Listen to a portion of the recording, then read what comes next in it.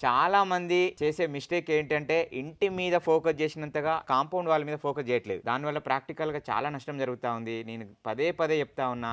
Compound వాళ్ళే శ్రీరామ రక్ష అని. వీళ్ళ అబ్బాయి బెంగుళూరులో ఉంటాడు. అక్కడ ఉద్యోగం చేసుకుంటూ కూడా విలేజ్‌లో వాళ్ళ పేరెంట్స్ కోసము ఒక మంచి ఇల్లు కట్టాలని ఒక తపనతోని ఇంటి నిర్మాణం చేసుకున్నాడు. మన వీడియోలు చూసిన తర్వాత తనకు డౌట్ వచ్చింది. చాలా రోజుల నుంచి రిక్వెస్ట్ చేసి ఇన్వైట్ చేయడం జరిగింది. కాంపౌండ్ వాళ్ళ ప్రత్యక్షంగా మిస్టేక్ జరిగింది ఏంటంటే ఉత్తర వాయువ్యం పెరిగింది, ఉత్తర ఈశాన్యం తగ్గించిండు. మనం ఇల్లు కట్టిన తర్వాత ఒక బాక్స్ లాగా ఇంటి నిర్మాణం అయిపోయిన తర్వాత ఆ ఇంటి నుంచి మనం టేపేసి కొలుసుకున్నప్పుడు ఎట్టి పరిస్థితుల్లో ఉత్తర వాయువ్యం 1 ఇంచు కూడా కాదు కదా, హాఫ్ ఇంచు కూడా పెరిగి ఉండదు. ఉత్తర ఈశాన్యమే 1 ఇంచో 2 ఇంచులో పెరిగి ఉండాలి తప్ప ఉత్తర వాయువ్యం మాత్రం ఎట్టి పరిస్థితుల్లో పెరగదు. ఇంకో విషయం ఏంటంటే నైరుతిలో కూడా పడమర నైరుతి పెరిగి ఉంది, దక్షిణ నైరుతి కూడా పెరిగింది. దాని వల్ల కూడా చాలా నష్టం జరుగుతా ఉంది. ఏ ఇల్లు అయితే దక్షిణ నైరుతి పడమర నైరుతి పెరిగి ఉంటుందో ఆ ఇంట్లో ఉండే సీనియర్ సిటిజన్స్ బెడ్ సిక్ అవుతా ఉన్నారు. ఆ నైరుతి లోపం ఏదైతే పెరిగి ఉందో దాన్ని సరి చేసుకోవడానికి వాళ్ళకి అడ్వైజ్ చేయడం జరిగింది. కాబట్టి నైరుతి పెంపు ఎట్టి పరిస్థితులు చేసుకోవద్దు. గత వీడియోలో కూడా చెప్పాను, గుంటూరు దగ్గర ఒకరు విజిట్కి వెళ్ళినాము. ఇల్లంతా బాగానే ఉంది, నైరుతి పెంపుతో కాంపౌండ్ పెట్టుకున్నారు, ఆ ఇంట్లో నష్టం జరిగిందని. సో మెనీ ఎవిడెన్స్ ఉన్నాయి, కొన్ని వందల ఎవిడెన్స్ ఉన్నాయి. ఇంటికి కాంపౌండ్ వాళ్ళకి మధ్యలో నైరుతి పెరిగి ఉన్నప్పుడు నష్టం జరుగుతుంది. ఎట్టి పరిస్థితిలా